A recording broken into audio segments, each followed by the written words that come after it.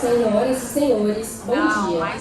É com grande satisfação que o curso de Direito da Universidade Católica Dom Bosco lhes apresenta mais uma edição da Semana Jurídica, evento que tem por objetivo viabilizar aos acadêmicos do curso e comunidade externa o debate sobre questões relevantes e atuais. Estamos honrados em realizar a Semana Jurídica do curso de Direito em homenagem ao ilustre professor Benhur Ferreira.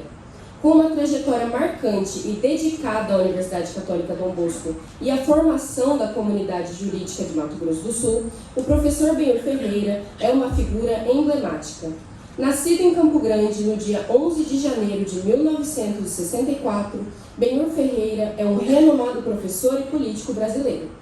Sua paixão pelo conhecimento e pela educação o levou a se graduar em Direito e Filosofia pela Universidade Católica Dom Bosco, onde também realizou sua pós-graduação em Filosofia e História da Educação em 1987. Sua jornada acadêmica continuou, tendo cursado mestrado em Direito Constitucional pela Pontifícia Universidade Católica de São Paulo em 1993. A contribuição do professor Benhur Ferreira para a política e educação de Mato Grosso do Sul é notável. Conquistou uma cadeira como vereador em Campo Grande em 1992, seguida por seu mandato como deputado estadual em 1994. Em 1998, Benhur Ferreira foi eleito deputado federal e, durante seu mandato, demonstrou um comprometimento ímpar com a educação, licenciando-se para assumir a Secretaria de Governo do Estado de Mato Grosso do Sul. Além de sua carreira política, o professor Benhur também se destacou como um educador dedicado. Lecionou em várias instituições de ensino, incluindo a UCDB, a SMAG, a CESUP, dentre outros. Seu compromisso com a educação também se estendeu a atividades acadêmicas e conselhos, onde desempenhou papéis importantes em diretorias acadêmicas, dentre elas, membro do Diretório Acadêmico de Filosofia Félix Avatar da FUCMAT em 1982, membro entre 1983 a 1987 e vice-presidente entre 1985 a 1986 do Diretório Acadêmico Clóvis Bevilacqua, da UCDB, presidente do Grupo TES em Campo Grande MS entre os anos de 1986 a 1987, fundador e presidente do CDDH Marçal de Souza em Campo Grande entre os anos de 1990 a 1992, membro do Conselho Estadual de Saúde de Campo Grande, Mato Grosso do Sul, em 1992 e 1993, membro do Conselho da Criança e do Adolescente em Campo Grande MS em 1993 e atualmente é subsecretário de Direitos Humanos da Secretaria Estadual de Direitos Humanos e Assistência Social. Em resumo, o professor Benhur Ferreira é uma figura notável, que deixou uma marca indelével na política, na educação e na comunidade jurídica de Mato Grosso do Sul. Sua dedicação de 33 anos à Universidade Católica Dom Bosco e seu compromisso com o desenvolvimento da região merecem nossa mais profunda admiração e respeito.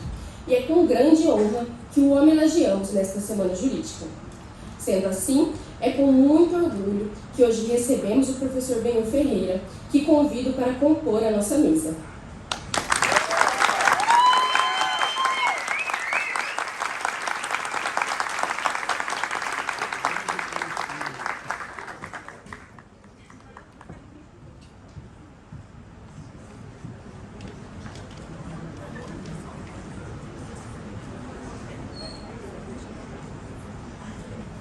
Juntamente com o professor Benhur e o nosso querido professor Lamartine Ribeiro, convido também a doutora Andréia Flores.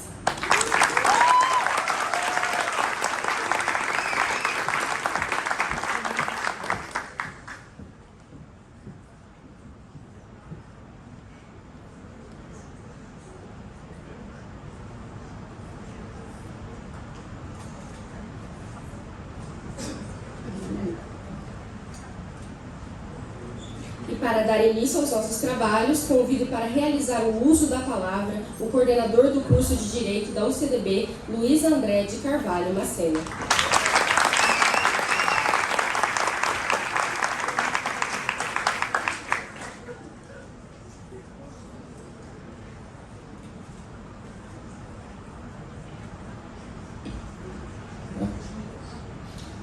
Bom dia. Bom dia a todos, nossos acadêmicos, bom dia a todos os professores. Inicialmente eu gostaria de fazer os cumprimentos à mesa, na pessoa do professor Benhur. Uma honra recebê-lo aqui, professor, uma honra nesse momento estar compartilhando contigo essa semana jurídica. Cumprimentar o professor Lamartine Ribeiro, cumprimentar a professora Andréia Flores. Tenho certeza que essa mesa que nós montamos aqui hoje, ela representa bastante a história do curso de Direito e também todo o respeito e prestígio que ele tem. Gostaria de continuar meus cumprimentos, cumprimentando a nossa pró-reitora de graduação e extensão, a professora doutora Rubia Marques, cumprimentar todos os professores aqui presentes, cumprimentar os nossos acadêmicos, agradecer a todos o apoio que nós temos recebido nessa semana jurídica, dizer que é muito importante a participação de vocês. Muitas pessoas nos ajudam na semana jurídica. Estamos aqui com o DACLOB, cumprimentar o DACLOB na pessoa da sua presidente, a Giovana, que nos assessora a todo momento na divulgação. Os nossos professores que, sem exceção, todos de alguma forma contribuíram para a realização da semana jurídica, seja divulgando, seja incentivando os acadêmicos, seja participando diretamente, seja compondo mesa. Queria fazer um cumprimento especial, um agradecimento especial à professora Maria Tereza Casadei, que na verdade tem se dedicado bastante a essa semana jurídica, e sem ela, muito do que nós estamos experimentando de sucesso não se realizaria. Grande parte dos palestrantes foi ela que convidou, e a gente tem aí incessantemente buscado colocar o nosso curso no lugar em que ele sempre merece. Nós, nesse formato agora de evento híbrido, algumas palestras online, algumas palestras presenciais.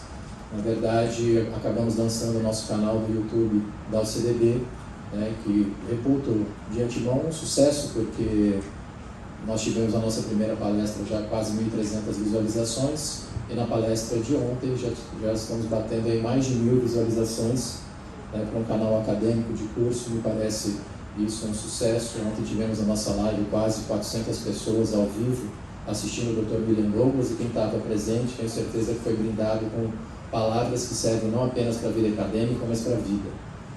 Então, quero deixar registrado meu agradecimento a todos que se engajaram, e sei que quando falo todos, estou incluindo acadêmicos, professores, pela nossa comunidade acadêmica, colaboradores, a pró-reitoria, a todos. Bom, essa semana jurídica é muito importante para nós, não apenas pelo seu conteúdo, mas também pela justa homenagem que nós buscamos fazer para o professor Benhur Ferreira. Então, professor Benhur, eu, pensando em algumas palavras para traduzir tudo aquilo que nós pensamos e buscamos a seu respeito, foi me socorrer de alguém que talvez o senhor conheça, que é o Cantar do Caligares.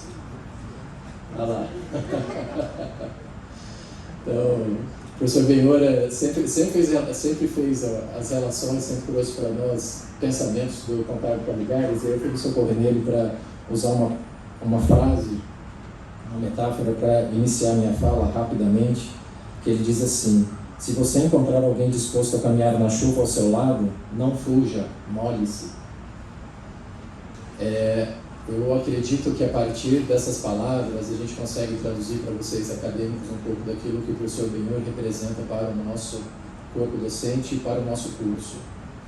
O professor Benhur tem 33 anos de dedicação à instituição, eu estou há pouco mais de 12 anos na universidade, e se eu consigo nesses meus 12 últimos anos trazer algo que aprendi com o professor Benhur, principalmente nas nossas reuniões de colegiado, principalmente nos momentos em que nós estamos discutindo o futuro do curso, estamos discutindo ações para o curso, o professor Benhur sempre foi um ponto de equilíbrio, sempre foi um ponto de ponderação, sempre foi um ponto de razão, sempre foi um ponto em que nós esperávamos dele alguma reflexão diferenciada sobre aquilo que todos estavam pensando.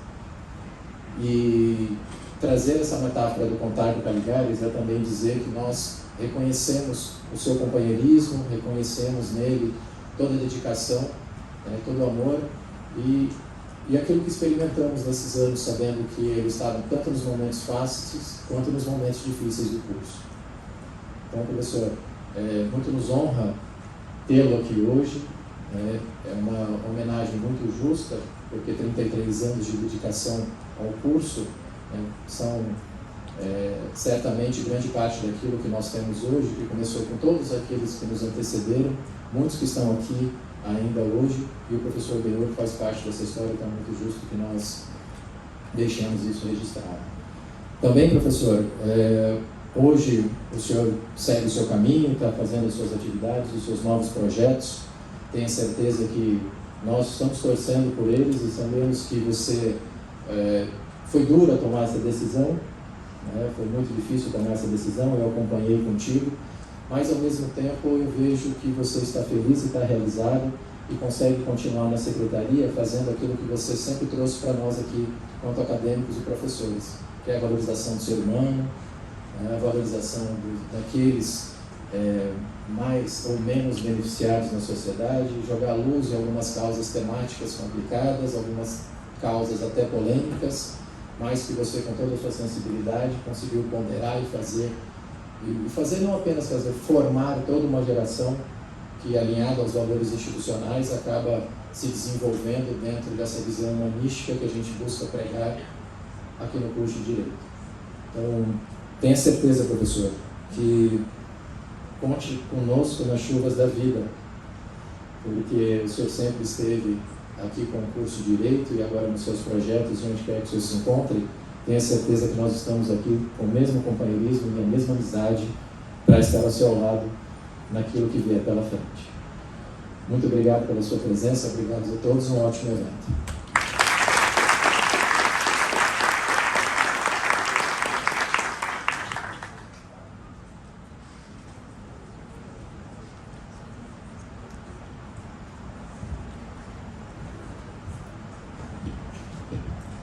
Convido, nesse momento, representando os acadêmicos, a acadêmica Giovana Costa, presidente do Diretório Acadêmico Clóvis Bevilacqua.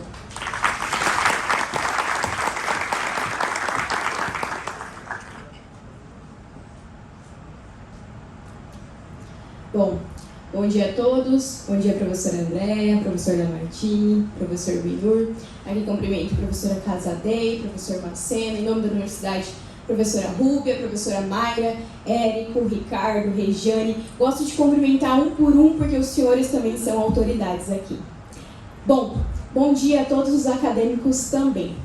Hoje, professor, é um dia muito especial.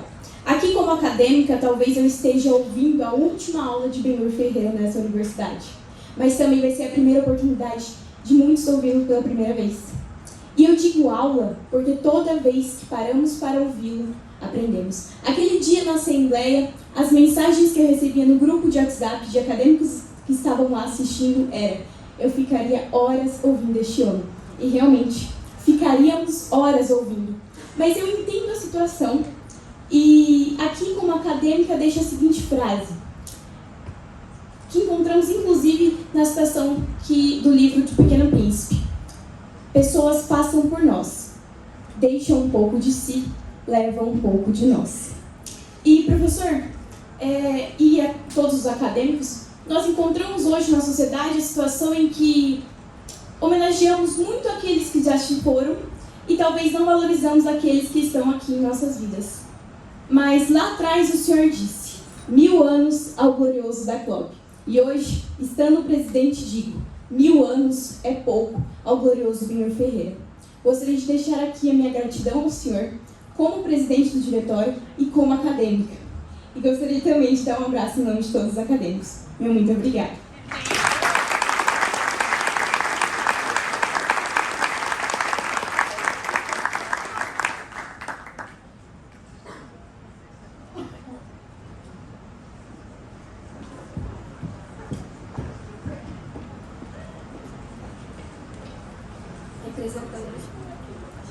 Representando os professores, neste momento, passo a palavra para o professor Lamartine Ribeiro. Posso não ficar em pé?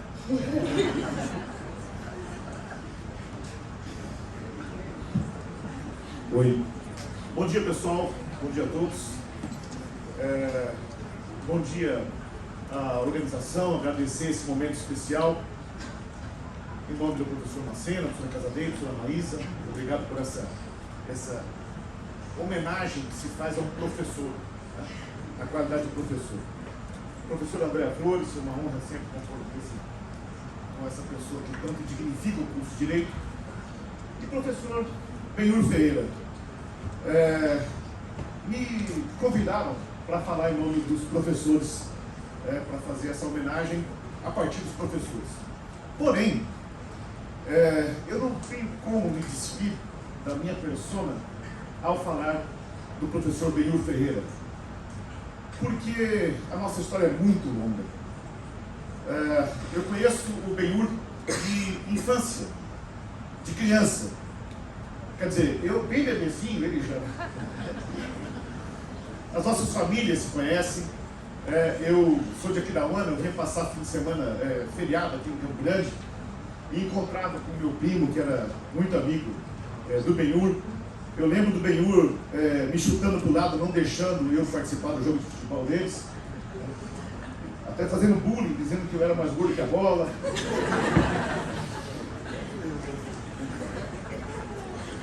Então, é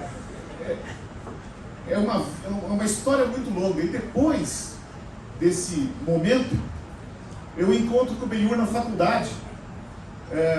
Ele saindo, eu entrando. E, Giovana, a gente participava muito do diretório acadêmico. E naquela época, o diretório acadêmico era muito aguerrido politicamente. Tanto é que figuras como o Benhur saíram da luta estudantil para depois se tornar político em várias eleições. E eu carregava a caixa de som para o Benhur fazer o discurso. Mas aquilo me enchia de orgulho, porque, como acabou de ser dito aqui, ouvi-lo me ensinava muito.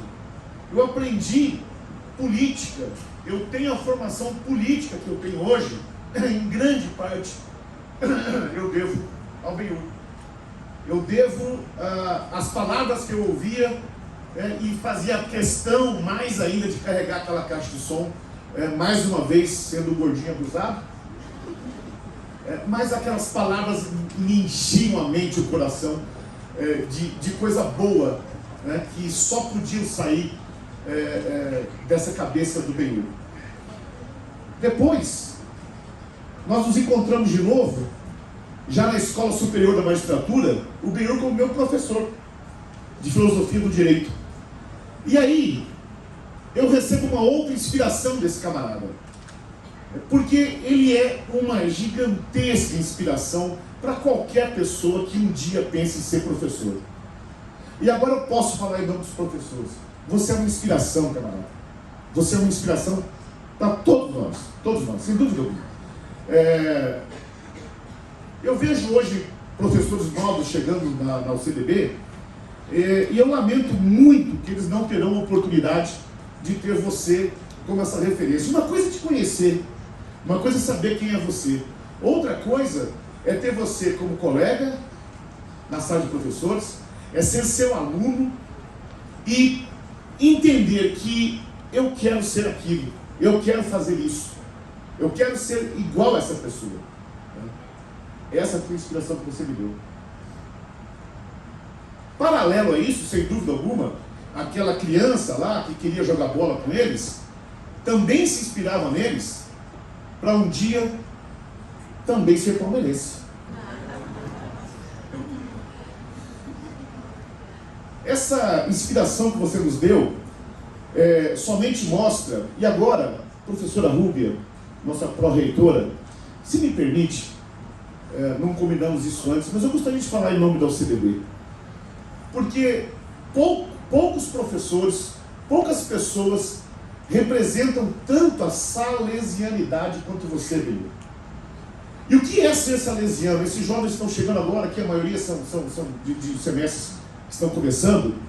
Essa universidade, ela obviamente tem uma enorme preocupação de transmissão de conhecimento técnico, de poder ensinar para vocês técnicas que vocês vão usar para o futuro.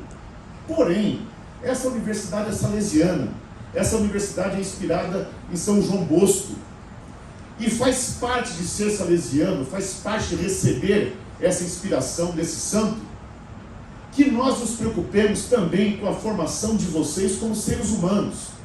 Vocês podem ter certeza que todos os professores dessa casa além de vomitar matéria em cima de vocês, além de cobrar na prova, além de exigir de vocês, nós estamos sim preocupados com o que vocês serão, o que vocês construirão, com que sociedade vocês irão construir.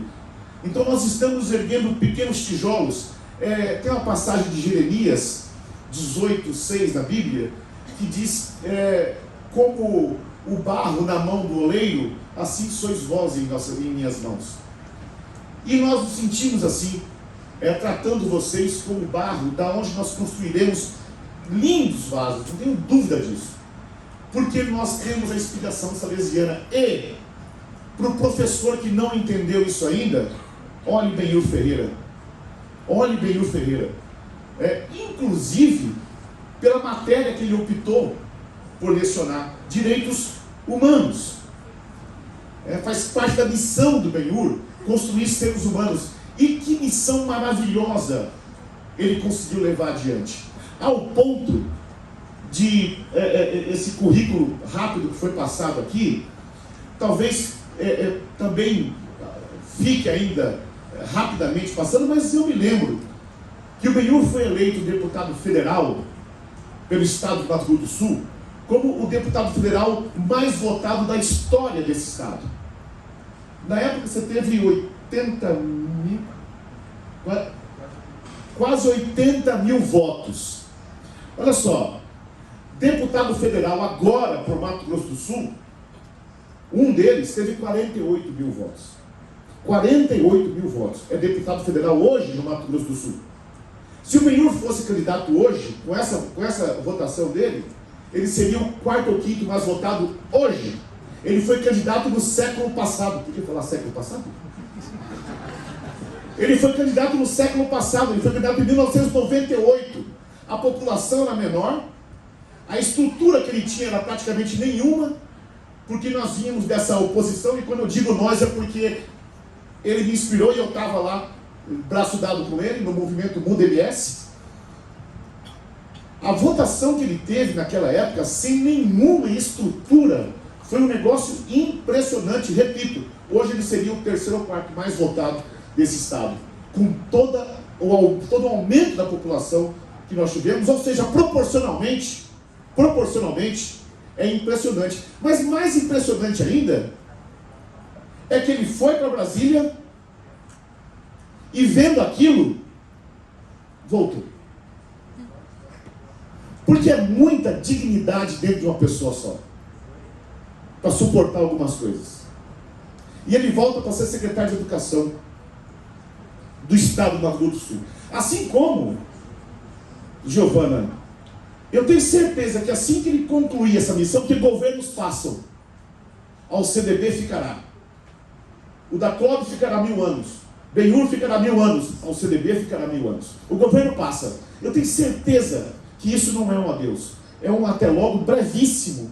Porque nós não podemos abrir mão de Benhur Ferreira ao CDB, professora Rúbia.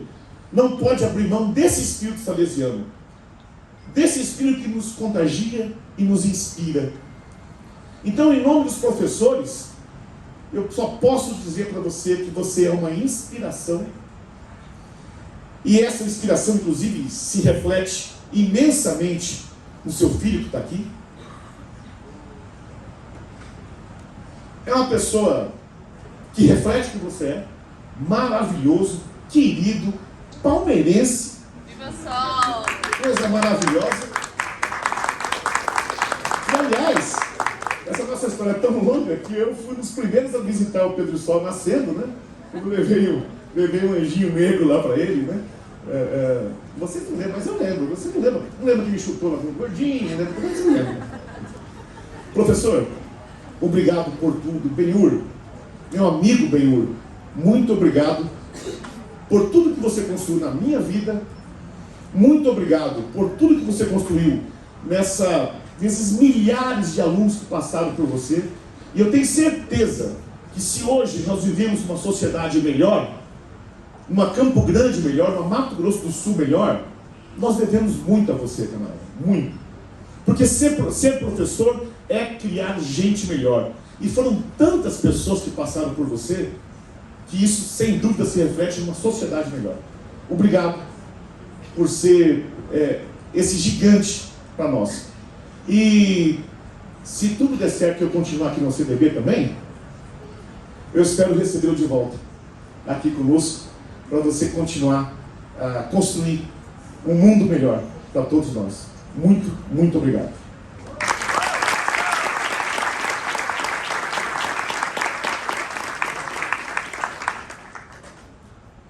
Nesse momento, passo a palavra para o nosso homenageado da semana, professor Benhur Ferreira, para realizar a nossa palestra do dia.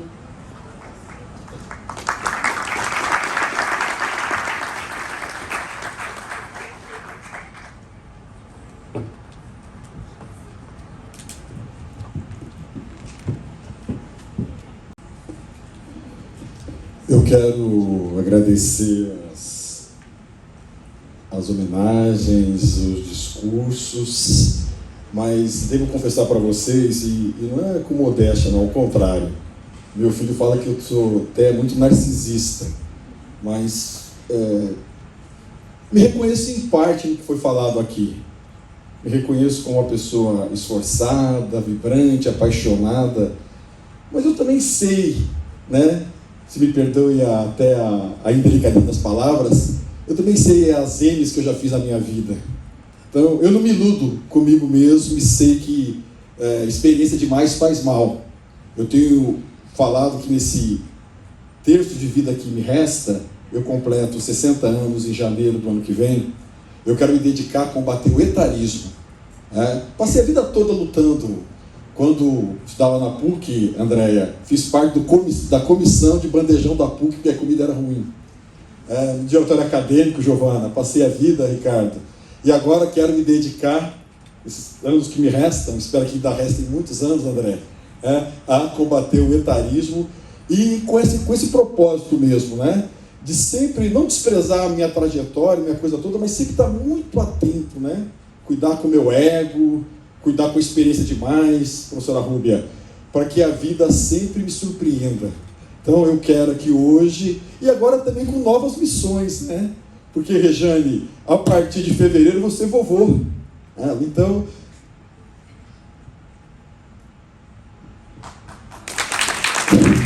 eu quero dedicar a minha neta, tá me ouvindo aí? Essa voz rouca, gritada do vovô, a Malu, minha neta, para ela.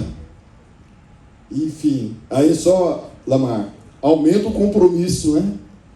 Que mundo que minha neta vai viver, né? Ouvi agora há pouco no rádio, mais um feminicídio, né?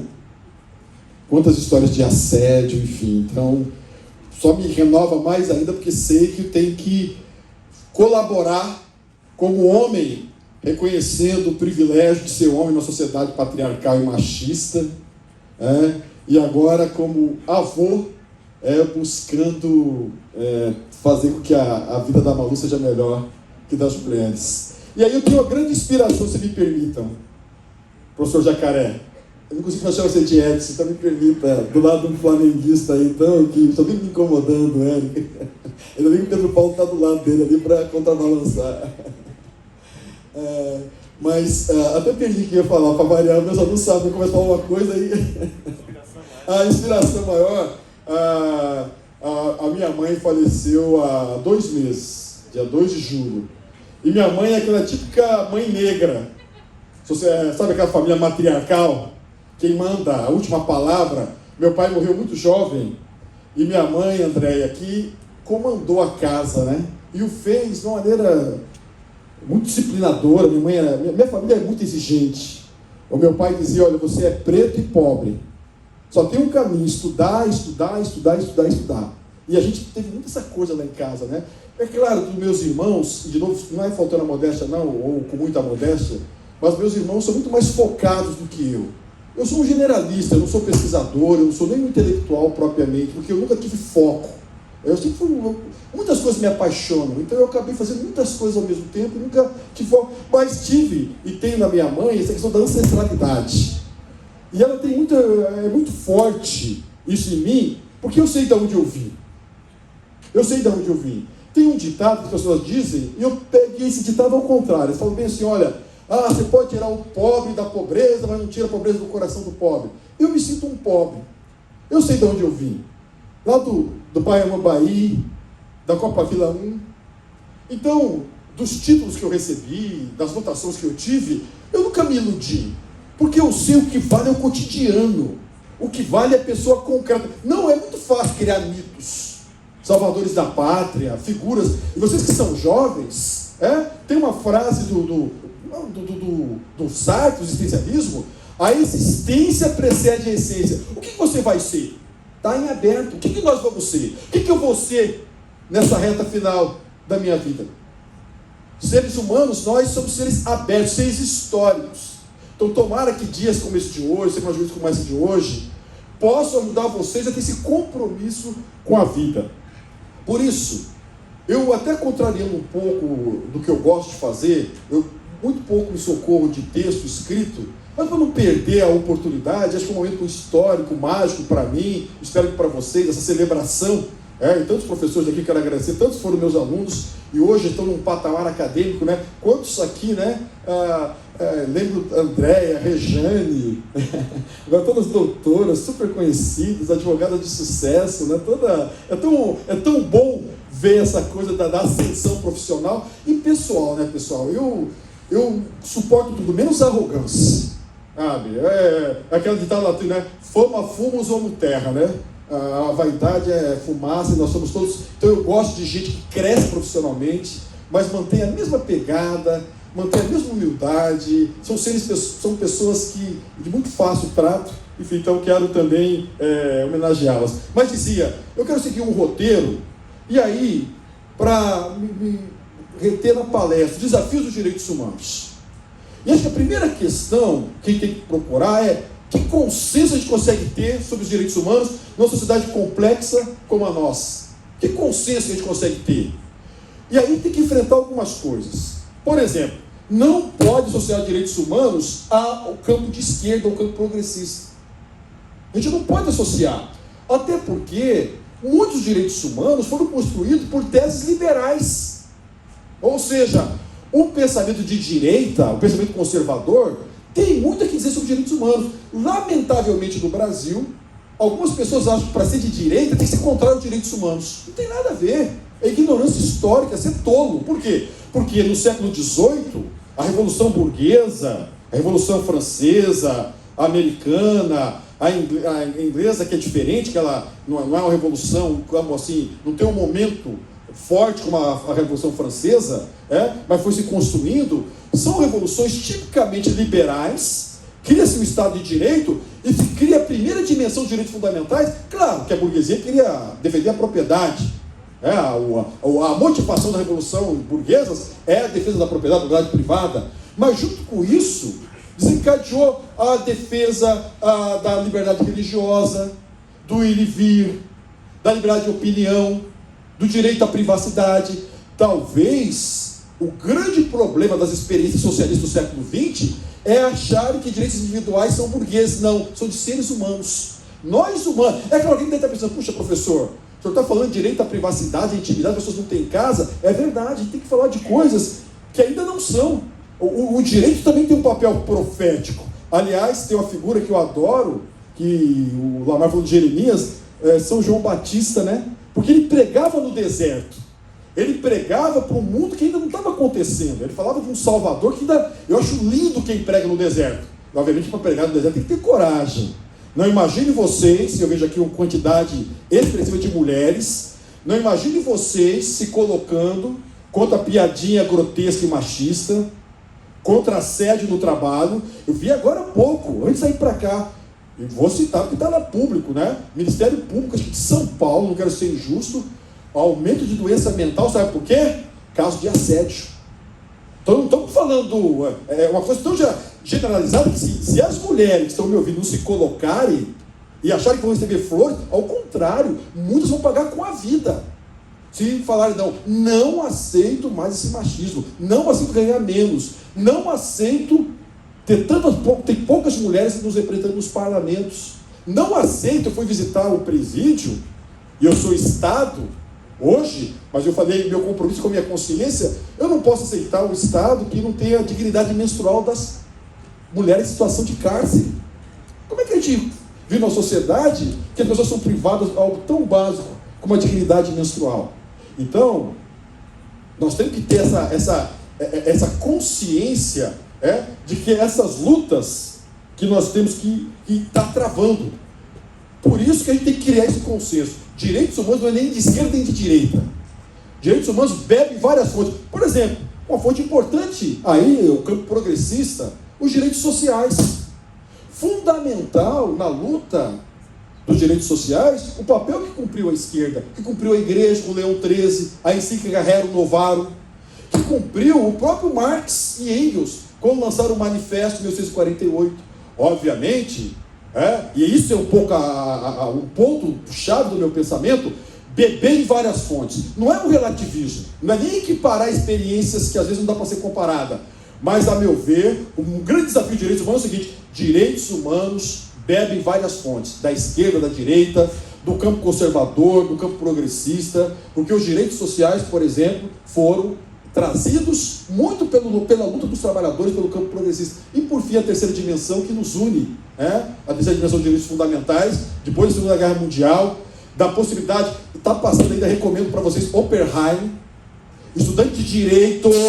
Falar uma coisa para vocês, o que é legal, está aqui a Carol, minha amada, que é psicóloga, com todo respeito à psicologia, mas o direito tem uma coisa muito legal, é que no direito tudo serve, sabe? Um filme que você assiste, um livro que você lê, você vai usar no júri, vai usar na petição. Então, quem não assistiu, vai assistir Oppenheim, que conta a história da fabricação da bomba atômica, a corrida armamentista que teve, toda a discussão ética, e ele colocou a humanidade em outro patamar, porque pela primeira vez na história humana, nós humanos podemos colocar fim à nossa história. É algo assustador.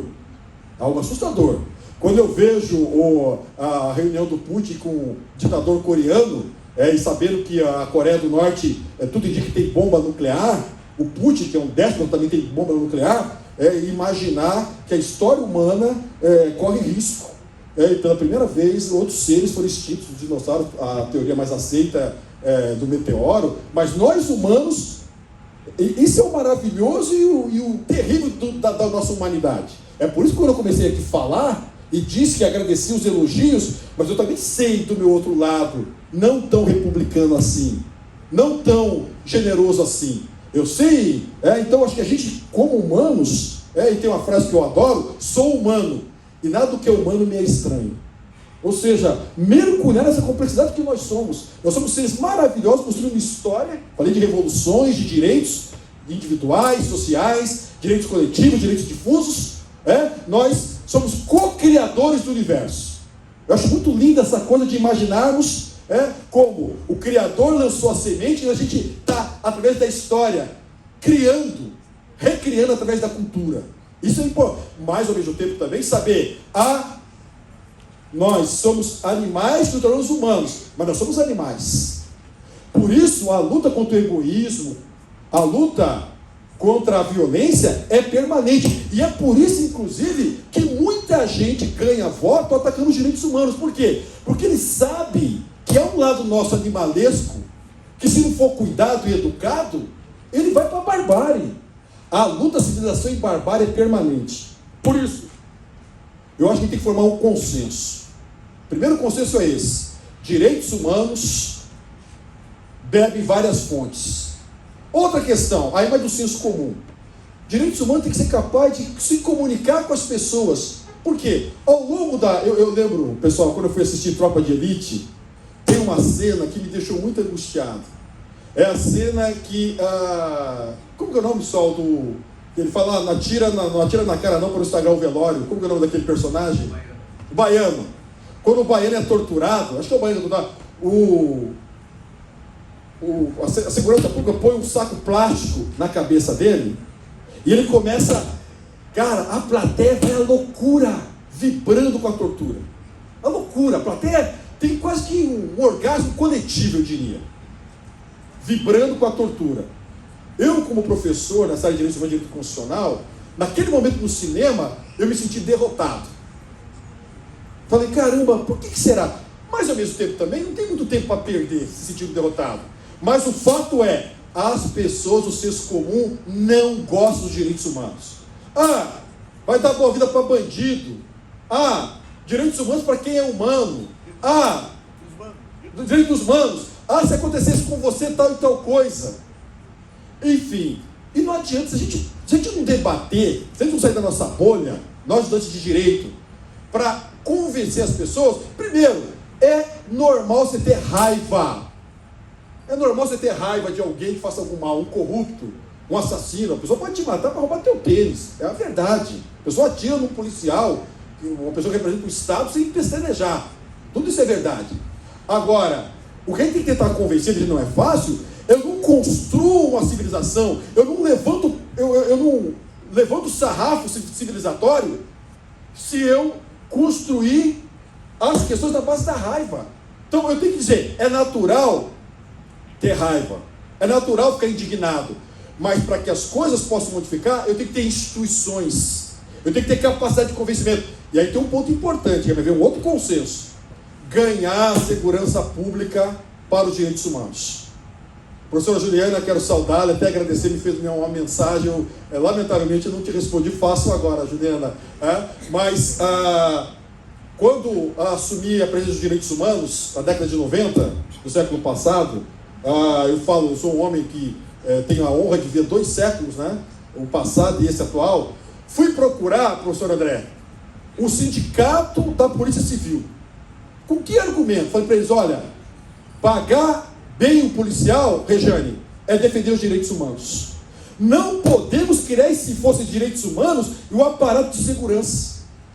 Não podemos criar. Por quê? Porque vocês vão ver os discursos oportunistas, o discurso que defende a morte pela morte, cara que fica em gabinete e incentiva a polícia para matar e para morrer. No Brasil, a polícia que mais mata, que mais morre, é aqui nossa. E a gente perde a oportunidade de ter o quê?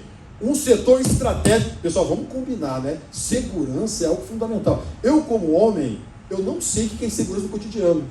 A minha companheira reclama quando ela vai pedalar, ou vai com uma roupa para academia, se ela anda 2, 3 quadras sozinha, o que ela tem que suportar? Não só de assovio, mas de coisas grosseiras, de abordagens totalmente inconvenientes, e a sensação de segurança. As meninas que pegam ônibus, que descem em pontos que não tem matagal alto, eu como homem não tenho essa sensação de segurança. Então eu sei que segurança pública é um direito fundamental, e quem trabalha com segurança pública tem que ser muito bem remunerado, tem que ter armamento de primeira, tem que ter inteligência, tem que ter psicólogo. É muito estressante. Esses dias eu conversava, Andréia, longamente. Que conversa esclarecedora, pessoal. Olha, como eu falei, eu não me privo de nenhuma conversa com nenhuma pessoa. Tento não ter preconceito. Sou um homem de convicções, bem que convicções sempre transitórias, né? Vamos deixar os dogmas para as religiões. Nossas convicções têm que ser transitórias. Antes eu admirava a coerência. Já não sei se a coerência é um valor tão importante, porque às vezes coerência significa estar num caminho e não ver que há outros caminhos. Mas dizia, fui visitar a comandante, ela estava comandando a tropa aqui, Tenente Coronel Neide. 1 hora e pouco conversando com a mulher comandando a tropa. E ela me dizendo, Benhur, você não tem noção do estresse que é a atividade lá na ponta. Você não tem noção quando a gente vai para uma operação. Tanto é que ela me dizia que muitos homens e mulheres, quando são deslocados desse trabalho de rua, de enfrentamento, de patrulhamento, e vão para atividades burocráticas, isso aqui é um alívio para eles. Ora, nós os direitos humanos, pessoal, não é passar pano. Eu não aceito o Estado matando. Não aceito. Não aceito que na Baixada Santista, que morreu um policial, para vingar o policial, tudo indica, eu não quero ser leviano, 28 pessoas já morreram. Inaceitável. Inaceitável. Eu não estou propondo passar pano, eu estou propondo de ganhar corações e mentes. Para quê? Para que senão aqueles extremistas que fazem tábula rasa da civilização, que defendem a violência pela violência, não ganhem terreno. E tem ganho terreno. Olha, pessoal, a primeira vez que eu fui a um presídio, na qualidade de presidente de direitos humanos, o rapaz, de novo, século passado, ele falou assim para mim, esse cacetete aqui, o nome dele é Direitos Humanos. Mudou muita coisa de lá para cá, mas nós temos que ser capazes de dialogar com esse pessoal, porque eles estão lá na ponta. A minha mão é lisinha, eu não sei atirar, Eu não sei qual que é o estresse de enfrentar uma quadrilha organizada, a PCC, crime organizado. Eu não sei. Eu sei que esses homens e mulheres que fazem isso merecem nosso louvor, nosso agradecimento. Mas também merecem que a gente dialogue com eles a respeito dos direitos humanos. Então é o segundo, outro desafio de direitos humanos, a meu ver, é a questão democrática. Pessoal, direitos humanos, nós temos uma missão, que é uma missão das nossas vidas, independente da filiação partidária e ideológica, é o seguinte: tem que ter um pacto democrático. A democracia tem que ser um valor universal. E durante muito tempo no Brasil não foi. Correntes de esquerda, por exemplo, minoritárias, na década de 60, tinham um pensamento revolucionário. Ganhar o Estado para implantar, na visão do Lenin, né, a ditadura do proletariado. A existência de partido único. Eu e meu filho mais velho fomos a Cuba, há uns 4 anos atrás. Os cubanos amam o Brasil, nossa novela, futebol, mas Cuba é uma ditadura. Só tem um partido. E nós temos aqui no Brasil o pensamento de alguns setores da esquerda que ainda flertam com ditaduras. É bom a gente dizer, por isso que os direitos humanos é importante. Direitos humanos, quando você defende direitos humanos, você não pode ter político de estimação, ideologia de estimação. Se eu sou contra a prisioneiro de consciência aqui, também sou lá em Cuba. Cuba tem prisioneiro de consciência. Me dói, pessoal. Eu abomino o bloqueio americano a Cuba. Eu sei que foi feita uma revolução lá, porque Cuba era um prostíbulo americano. Os americanos faziam de Cuba um prostíbulo de luxo. E a revolução foi importante. Agora, eu não posso fechar os olhos por fato de ter partido único, isso não tem mais, mas teve perseguição a homossexuais no passado, teve combate à liberdade religiosa. Ao mesmo tempo também, os direitos humanos têm que cobrar coerência. Muitas vezes no Brasil, eu vejo alguns brasileiros condenando a Venezuela, o regime venezuelano. É verdade, a Venezuela flerta muito com o país ditatorial e passa o pano para a China, porque a China tem dinheiro e compra muito da nossa soja. Ora, não vamos ser ingênuos. Eu sei que a política internacional, o comércio internacional tem que ser pragmático. Ai de nós se a China não comprasse coisa da gente, né? Ai de nós. Por exemplo, Mato Grosso do Sul exporta tanta coisa. Então é importante isso. Mas ao mesmo tempo também, nós os direitos humanos temos que dizer, Venezuela, Cuba, China, são ditaduras. E o Brasil, na Constituição, está que um dos princípios do Brasil da ordem internacional é a prevalência dos direitos humanos. Pessoal, insisto, eu não estou sendo ingênuo. Eu sei que a política internacional é feita de muito pragmatismo, mas nós temos que ser capazes de ser alto e bom som, para não sermos oportunistas. Eu vejo às vezes uma discussão muito oportunismo. A pessoa, eu fico perguntando, é para valer mesmo? Da minha parte, espero que da parte de vocês, é para valer. Direitos humanos em qualquer lugar. Direitos humanos em qualquer espaço. Então, esse pacto em relação à democracia. A democracia é um valor universal. Pessoal, aí uma crítica à direita. Pessoal, chega de flertar com o militarismo no Brasil, pessoal. Uma parte da direita do Brasil, historicamente, perde a eleição. Sabe o que dizia o Castelo Branco? Vivandeiras alvoroçadas que vão aos bivacos flertar com os granadeiros. Ou seja, fofoqueiras que vão aos quartéis chamar para dar golpe. Já não bastou o golpe que foi a República? Que, aliás, a República, o jeito que foi feita, ela acabou, na verdade, intimidando o movimento abolicionista, que era um movimento de massa, que podia ter feito do Brasil um outro país, né? Porque na visão dos abolicionistas, que juntava brancos e negros, é bom dizer, no século XIX, a visão dos abolicionistas era o quê? Você enfrentar a chaga da escravização. Não só abolir como fez Isabel, mas incorporar, integrar.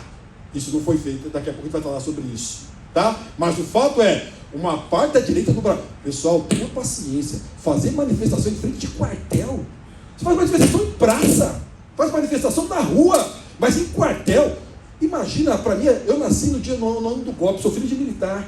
Imagina eu andar na rua e ver que volte o AI-5, que não sei o que, intervenção e uma ignorância. Pessoal, tem uma questão até estética da ignorância, né? A ignorância fede, dá comichão na gente, porque eu vi as pessoas falando, a intervenção militar, enfim, então, está no artigo 142 da Constituição.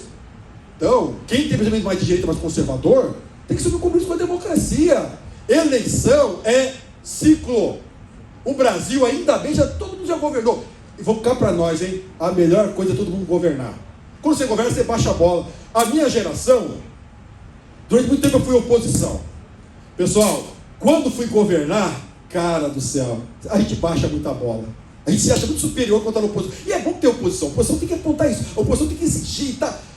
Você vai governar, moçada do céu, não é fácil governar. Não estou passando por nenhum governante, não, tá? Até porque você tem que governar. Mas governar, pessoal, baixa a bola. Porque você vê, você tem que escolher. Eu nunca tinha sido vaiado. Era deputado, você tem que votar. Cara, fomos governar, até de assumir o governo, eu já fui vaiado. Porque o governo que estava saindo propôs um aumento, Ricardo, propôs um aumento para os professores, eles estavam devendo 4 folhas. Estavam saindo, agora não pode mais, felizmente. Fizeram uma proposta de aumento dos professores, ia quebrar o futuro governo. Eu expliquei para os professores, tudo não tem jeito, é da luta, né? Fui lá falar, meteram vaia. No outro dia saiu no jornal. Deputado, professor, vota contra a categoria. É da luta política, dói. Eu lembro que chegava em casa, eu não conseguia dormir de tensão. Se você não é um cínico, você sofre quando você é vaiado. Mas é bom governar, porque governar você tem que escolher prioridades, você tem que baixar a bola, tem que saber que você acerta e erra. Então, nós temos que ter esse pacto em relação à democracia. A democracia é um valor universal. A democracia é a alternância de poder. Pessoal, numa democracia, quem ganha não ganha tudo e quem perde não perde tudo. Mantenha a sua dignidade. Por isso, para que a democracia possa florescer, eu quero rapidamente, sem cansá-los, mas acho importante, fazer uma reflexão a respeito do Supremo Tribunal Federal. E aí vou me permitir, um linguajar um pouco mais, digamos assim, conceitual, e estou me valendo muito do livro, esse eu não trouxe, do livro do Luiz Alberto Barroso, A Razão Sem Voto, onde ele discute o papel do Supremo Tribunal Federal. Porque acho que o Supremo, entender a jurisdição constitucional é importantíssimo nesse momento histórico nosso. Para a gente não ficar repetindo, ativismo judicial, o Supremo está legislando. Então acho que é importante que a gente possa compreender o papel do Supremo na democracia. Para isso, eu não vou ficar abrindo aspas por toda hora, porque o pensamento não é meu, do ministro Barroso, então, é claro, uma leitura livre que eu faço do pensamento do ministro Roberto Barroso. Ele diz, Lamar, que a democracia tem 3 dimensões. A dimensão formal, a dimensão majoritária, colocamos assim, ou seja, governa quem tem mais votos. É a dimensão formal da democracia.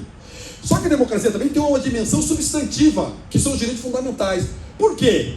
Vejam, eu quero chamar vocês para esse ponto aqui agora. Tocqueville, Alex Tocqueville, quando foi visitar a América, escreveu um clássico da ciência política, Democracia na América, ele ficou preocupado, Andréia, com a chamada ditadura da maioria. O que é isso? Ele pensou o seguinte, olha, ótimo, vibrante a jovem nação americana, Rúbia. Só que ele temia o seguinte, será que um dia não vão ter a ditadura da maioria? Será que a maioria um dia não vai... Porque eu posso, se o meu critério for só voto, eu posso, por exemplo, ter uma maioria que seja contra casamento gay. Eu posso ter uma maioria que seja a favor da pena de morte. Então, o que o Tocqueville preocupava com isso? Assim sendo, a democracia não é só quem tem mais votos, porque mesmo quem tem mais votos tem que respeitar o quê? Os direitos fundamentais. Pessoal, isso é fantástico. No fundo, para abreviar, 2 noções que a gente trata como sinônimos, mas são noções complementares. A noção de constitucionalismo e democracia. Constitucionalismo é governo de leis, é limite. Democracia, soberania popular. Eu tenho que juntar essas 2 coisas. Ou seja, governa quem tem maioria, mas quem governa não pode tudo. Por quê? Porque tem um núcleo que a maioria não pode, que a gente fala de cláusulas pétreas, artigo 60, parágrafo 4, seus 4 incisos, né? Não será objeto de deliberação, olha que redação fantástica. Não será objeto de deliberação proposta de emenda tendente a abolir a forma federativa de Estado, o voto direto, secreto universal, a separação dos poderes e os direitos e garantias individuais. Ou seja, nenhuma pessoa, isso é uma garantia. Ganhe quem ganhar no Brasil a eleição, ninguém pode alterar esse núcleo da Constituição. Aliás, pode alterar se for para reforçar, nunca para diminuir. Portanto, aí a democracia no seu valor substancial. Então, eu tenho que combinar a maioria comanda, mas a maioria não pode tudo. Sabe por que não pode tudo? Porque o sonho de qualquer minoria é um dia ser maioria. E a Constituição tem que garantir isso. Quem garante? A Constituição. Então, outra, mais importante ainda, além da dimensão formal, ou seja, governo de maioria, da dimensão substantiva, direitos fundamentais, valores, a democracia também tem um caráter deliberativo. Isso é bem interessante. Por quê? Porque a democracia também exige debate público, argumento, persuasão. No dizer do Perelman, o juiz tem que convencer o auditório. A sentença tem que ser motivada. Pessoal, em outras palavras, a jurisdição constitucional também tem o quê de representação popular. Quando o juiz decide, motiva e convence o auditório, nós todos, eu também estou construindo essa dimensão da democracia. Para isso, nós temos que ter uma visão do que a gente chama hoje de neoconstitucionalismo. Ou seja, no centro de tudo, não é mais a lei, é a Constituição. Por quê? Porque senão eu vou ter o absurdo de ter, como eu tive no século XX, o nazismo. E a visão que se tinha, e aí, com todo respeito ao Kelsen, que é um grande intelectual, mas a teoria pura do direito, ao afastar do direito qualquer reflexão moral, ética, filosófica, fez com que o direito justificasse as barbáries. Pessoal, nós estudamos, acabei de falar aqui para vocês, no século XVIII, a lei veio para dar limites ao governante. No século XX, a lei foi invocada para massacrar judeu, cigano, em nome da lei. Ora, há uma grande crise no direito a partir da Segunda Guerra Mundial. Aí o que você vai fazer? Eu não vou desprezar o direito posto, só que eu vou fazer uma leitura moral da Constituição, vou colocar a Constituição no centro do sistema, e a Constituição vai ter valores, de tal sorte que a Constituição vai irradiar todo o sistema. Pessoal, eu participo de uma banca, a primeira coisa que eu pergunto é o seguinte: qual é a visão da Constituição sobre esse problema? Aqui tem civilistas, penalistas, várias áreas do direito, mas você sabe, a proeminência é da Constituição. Tudo tem que ser olhado a partir da Constituição. É a chamada filtragem constitucional, ou a chamada dimensão objetiva dos direitos fundamentais. Eu olho o mundo a partir da Constituição, não da lei. Por quê? Porque a lei pode ser antidireito. Eu recupero. Veja, pessoal, não estou desprezando o direito posto. Não é, Lamar, como na nossa geração, o direito achado na rua. Não sei se você lembra daqueles seminários que a gente desprezava o direito posto, o direito burguês. Não. É o direito que está aí, codificado, mas com a leitura moral, recuperando para o direito a ciência política, a filosofia, a psicologia. Por quê? Porque, pessoal, o intérprete, nós somos co-criadores do direito. Há um mito baseado em Montesquieu do século XVIII, tem que atualizar nossa cabeça do século XXI, onde é bem assim, ó, o legislador legisla, o executivo executa, o judiciário julga. Só que não, né? Por que só que não? Porque o trabalho de interpretar, o professor Rodrigo dominando o trabalho de interpretar é um trabalho de co-criar o direito. Porque o legislador constituinte, o ordinário, ele não tem a pretensão, e mesmo que tivesse, que tudo coubesse no código. O que ele faz? Ele trabalha com conceitos indeterminados, conceitos vagos, de tal sorte que você, intérprete no caso concreto, vai dizer, naquele caso concreto, o que é a dignidade da pessoa humana? O que é o melhor interesse da criança, no caso concreto? Então vejam, não é um voluntarismo, não é o juiz decidir conforme a sua vontade, a sua subjetividade. O juiz tem que ser capaz, a juíza, de entender o espírito do tempo, mas entender que a interpretação não é mais subsunção, não é mais só enquadrar o fato à norma. O intérprete, ele é co-criador do direito. O intérprete está autorizado, mais que autorizado, tem a necessidade dele o quê? Preencher as lacunas, aplicar os princípios, saber diferenciar entre princípio e regra. Se me permite rapidamente, a regra, eu posso aplicar tudo ou nada. O princípio, sempre vou ponderar o princípio. Eu tenho colisão de direitos fundamentais numa Constituição democrática como a nossa. Vamos pegar a questão da propriedade. Nossa Constituição garante o capitalismo, é verdade. Mas aonde ela colocou propriedade, ela colocou o quê? Função social da propriedade. Então a gente pode concluir o seguinte: não, o Brasil é capitalista e só que aqui o capitalismo é o ônus e o bônus. O proprietário tem que produzir sob pena de desapropriação. Então vejam, o intérprete, ele, nessa visão neoconstitucionalista, ele é co-criador do direito. E a gente não confunde norma com direito escrito, com a enunciado normativo. Uma coisa é enunciado normativo. Norma é quando eu pego o que está escrito e contexto com a realidade. Quando eu faço essa ponderação quando há um choque de princípios. Por isso, para encurtar a conversa, me permitam, o Supremo tem três posições que ele tem que adotar. O Supremo, às vezes, é contra-majoritário. O que é isso? Pessoal, olha que fantástica a construção da democracia. Na democracia, eu tenho um poder eleito, legislativo e executivo, só que eu tenho que ter um poder que não dependa do voto, para garantir as minorias. Quem que é esse poder? O Supremo. Ele é contra-majoritário. Por que contra-majoritário? Porque ele pode retirar do sistema uma lei feita pelo poder majoritário. Ele pode declarar inconstitucionalidade de uma emenda à Constituição. Às vezes o leigo não entende isso. Vai falar, mas qual o Supremo? Ou, como eu vi na rua, né? Supremo é o povo. Uma demonstração de total ignorância do papel de uma Corte Constitucional. Que, aliás, nós somos no Brasil, hein? Daqui a pouco eu vou falar para vocês, né? Como é que a Suprema Corte israelense, americana, alemã, que tem esse papel justamente do quê?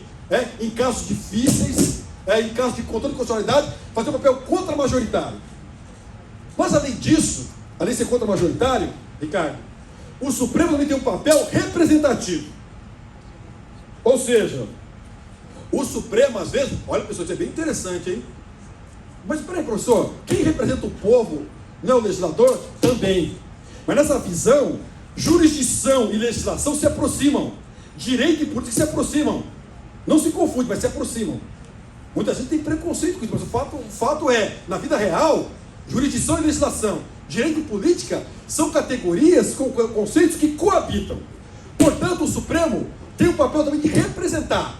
Quando o quê? Quando o legislativo não age. Dou um exemplo para vocês. Aqui, ó. Súmula vinculante número 13. Súmula vinculante número 13. Sobre o nepotismo. Pessoal, o parlamento não votou. Não votou.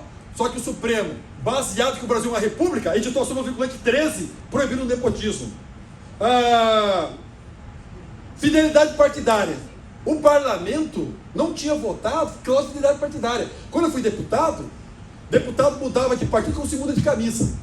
O que o Supremo fez? Adotou, interpretando a Constituição, a democracia, o respeito ao voto, fidelidade partidária. Se você muda de partido sem justificativa, você pode perder o mandato. Então esse papel do Supremo é representativo, não é contra-majoritário. Ele está representando um sentimento popular. Por exemplo, financiamento eleitoral. O Brasil adotou agora, não pode mais financiamento privado. Essa iniciativa primeiro começou no Supremo.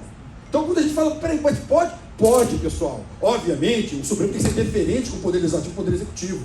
O Supremo tem que atuar em casos que envolvam as regras democráticas e os direitos fundamentais. No restante, o Supremo tem que ser diferente ao outro poder. Nesses casos, claramente o Supremo tinha que avançar, porque era um caso claramente de representação. Por que o Supremo pode, o Judiciário pode ter esse papel? Aí vai dizer o Barroso, eu vou resumir aqui agora. Primeiro, o juiz, a juíza é concurso público. E não é nenhum preconceito contra quem é eleito. Mas o concurso público, claro, se o concurso for bem diversificado, porque senão eu posso só ter como juiz e juíza só de uma classe social. Os concursos são muito difíceis, para a pessoa passando muito para juiz, para juíza, tem que estudar muito, tem muito tempo. Mas a pessoa é eleita, a pessoa faz concurso, é vitalício, portanto ele não sofre ameaça de curto prazo, é vitalício. O judiciário tem o princípio da inércia, ele só age quando é provocado. O judiciário adotou audiências públicas, pode ter um amicus curiae, ou seja, há um conjunto de questões que fazem que a jurisdição seja também, vou repetir, pessoal, isso daria um seminário. A jurisdição constitucional é uma dimensão da participação popular. Ou seja, eu participo não só votando, mas também quando eu tenho a Suprema Corte agindo. Obviamente que ela tem que argumentar. Democracia deliberativa, ela tem que persuadir para evitar o voluntarismo. O Alexis diz o seguinte: a Corte Constitucional como representante arbitrativo da sociedade. Por fim, para encerrar, o Supremo também tem um papel iluminista. Esse é mais complicado e bem polêmico. Então, além de ser contra-majoritário, ou seja, o Supremo às vezes vota contra as maiorias. O Supremo, a pior coisa é o populismo judicial. Também, o Supremo tem um papel representativo e às vezes, pessoal, na visão do Barroso, e passo, que eu sei que é uma afirmação até meio arrogante, às vezes o papel do Supremo é empurrar a história. Funciona como iluminista. Quando que isso acontece? Quando nem o poder eleito age, nem a sociedade majoritariamente quer, o Supremo tem que empurrar a história. Caso concreto do Brasil. Olha aqui, quando equiparou as uniões homoafetivas. Nesse caso, o Supremo foi iluminista. Ele não foi nem contra-majoritário e nem ele foi representativo, porque se fosse representativo, talvez uma boa parte fosse contra. Quando ele interpretou a questão da interrupção da gravidez de feto-anencéfalos, o Supremo também foi iluminista. Quando ele garantiu o direito aos transexuais. Aliás, o Marcelo me saudou com a frase tão bonita do Contário do Caligari. O Contário diz que talvez seja a maior dor, né? A pessoa que está num corpo que não se reconhece. E aqui, no cristianismo, quantas pessoas são discriminadas, né? É impressionante. No cristianismo, a religião do acolhimento, o evangelho é cheio de perdão, de empatia, de acolher a prostituta. E no Brasil, uma parte dos cristãos no Brasil pegam eles pegam o Antigo Testamento, não o Novo. O Antigo que é olho por olho, dente por dente. O Novo é perdão, amor, reconciliação, é conviver com cobrador de imposto, é sujar o pé no barro mesmo do ser humano. Um Cristo encarnado tem que viver a dor do humano, e o humano é assim, nós, contraditórios. Pois bem, então, veja, não é só do Brasil, Estados Unidos, pessoal, a decisão Roe vs. Board of Education dos Estados Unidos sobre a segregação racial, Suprema Corte Americana. África do Sul, foi o Supremo da África do Sul que proibiu a pena de morte. A Alemanha, foi o Supremo da Alemão que colocou o seguinte: negar o holocausto é crime na liberdade de expressão. Israel, proibição de tortura, mesmo suspeito de terrorismo. Decisões da Suprema Corte desses países que ia contra, inclusive, a opinião pública. Era a visão iluminista do Supremo. Por isso, mas já me adelantaram aqui, meu tempo já encerrou. Então, um consenso. Direitos humanos de esquerda, bebe em várias fontes. Outro consenso, a questão democrática. E vou falar mais um minutinho, falo em 30 segundos. Um outro consenso, o empoderamento feminino. Tem pessoal, e não é médio, obviamente, com um plenário lotado, com a minha namorada aqui, com a minha nora aqui, com as professoras, mas um desequilíbrio de poder gera muita violência. Esse século tem que haver mais século em todos os setores. É na OAB, é na vaga pro quinto constitucional, é na política, a humanidade não pode continuar desequilibrada. Então, outro consenso é o empoderamento feminino. Outro consenso, aí vou me permitir, é a questão do racismo. Não dá mais, né, pessoal? O racismo estrutural, o racismo que pune as pessoas pela cor da pele, a discriminação dos povos originários, e tem que ser um compromisso nosso, até porque na história nossa da UCDB tem muito, por exemplo, faço aqui a menção, um grande amigo, Saulo Monteiro, branco de olho azul. Quando presidiu o DACLOB, ele que ajudou a gente a fazer o primeiro evento do Grupo T, Trabalho do Zumbi, que eu sou fundador, Tenda dos Milagres, ele que bancou. Então não tem nada a ver com cor de pele, tem a ver com o quê? Eu não aceitava ser discriminado. Aí pode ser pela orientação sexual, pela cor da pele, ser mãe solteira, acho que também um consenso que a gente tem que formar é a gente fazer um grande pacto contra a discriminação. No mais, pessoal, perdão ter me estendido, me empolguei. Você sabe que a carência síndrome da abstinência, me sinto muito em casa. Professora Rúbia, entendo as ações da instituição. O professor Macena sofreu, eu sei que a senhora sofreu também junto comigo. Eu deixei para o último momento. Eu me lembro, ele me ligou, cara, tem que fazer alguma coisa. Cara, no último dia, eu falei, vou ter que pedir demissão. Mas me sinto muito em casa, me sinto muito bem, muito feliz. E olha, falo uma coisa para vocês, não tem pessoa repetitiva. Juro, Contário do Caligares. Sobre a questão da vida. É melhor ter uma vida interessante, é uma vida feliz. Vida interessante é uma vida que só se autoriza a viver intensamente. E diz mais, boçal é o que quer que o outro goste do jeito que ele pensa que acerta. Então que a gente não seja boçal, que a gente permita vários gozos, que as pessoas possam viver plenamente a sua felicidade, seu amor, e como eu comecei, eu termino dedicando para minha neta Malu. Beijo, obrigado, pessoal.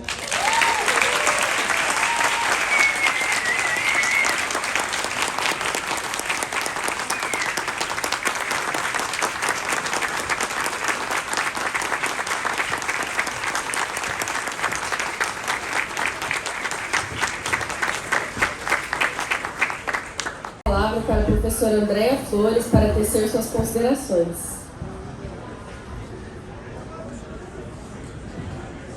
Bom dia a todos. Minhas considerações serão brevíssimas em razão do adiantado da hora. Só queria dizer, professor Benhur, que a Revolução Francesa ela tinha por lema liberdade, igualdade e fraternidade. Só que era efetivamente limitada às classes. Hoje a gente tem que buscar ainda essa igualdade, essa liberdade, fraternidade no feminismo, no racismo, para combater o racismo. Então, efetivamente, temos que avançar. Vamos dar uma maior elasticidade a essa igualdade.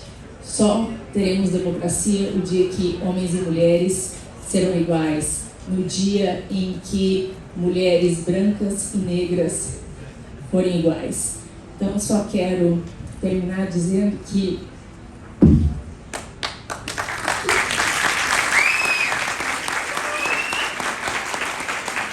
fui aluna do professor Benhur com 17 anos e agora aos 50. Eu ainda me emociono com suas aulas. Obrigada.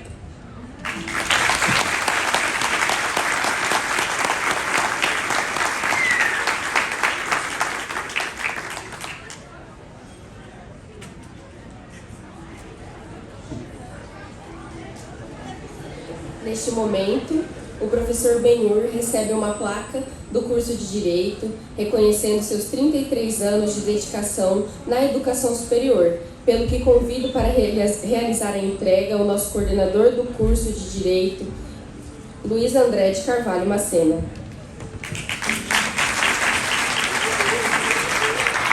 A placa contém os seguintes dizeres: ao professor Benhur Ferreira, a coordenação do curso de Direito e o corpo docente agradecem imensamente por todos os 33 anos dedicados ao crescimento e à consolidação desta Casa Salesiana. Obrigado pelo profissionalismo, bom caráter, comprometimento e amizade dedicada a todos, alunos e colegas docentes. Que sua vida profissional continue contribuindo para o desenvolvimento do nosso país. Não quero ser feliz, quero ter uma vida interessante. Contar do Caligares.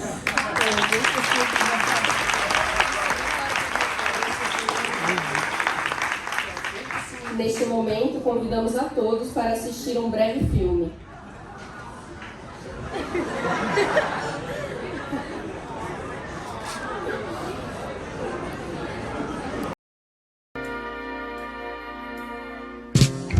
Quero falar de uma coisa.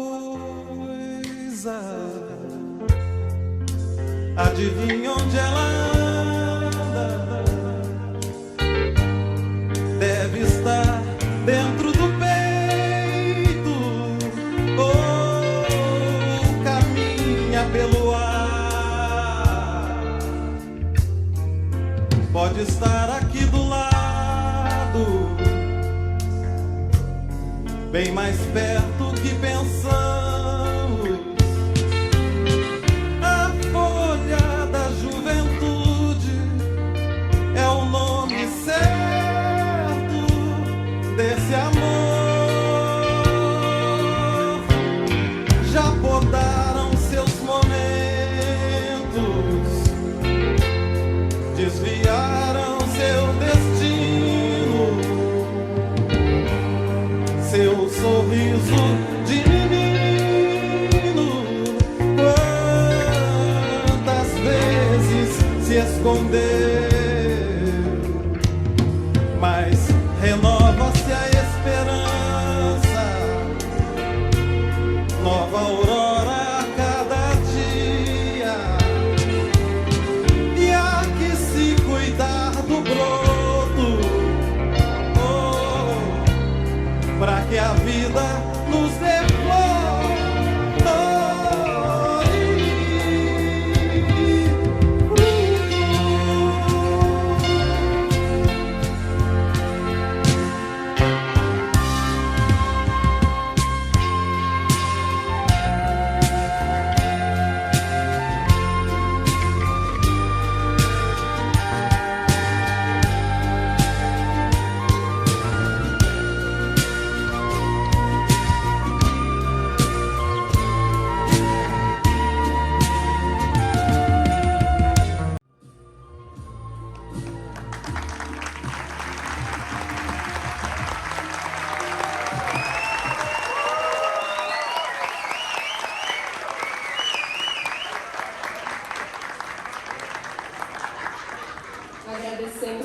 carinhosamente a presença do nosso homenageado, a banca de hoje e todos os demais presentes. Agradecemos também a Pastoral por abrilhantar nosso evento com a trilha sonora, o Labicom, professor Osvaldo na produção do vídeo, e informamos que para registro de presença, acessem o QR Code disponibilizado na tela. Muito obrigada e um bom dia.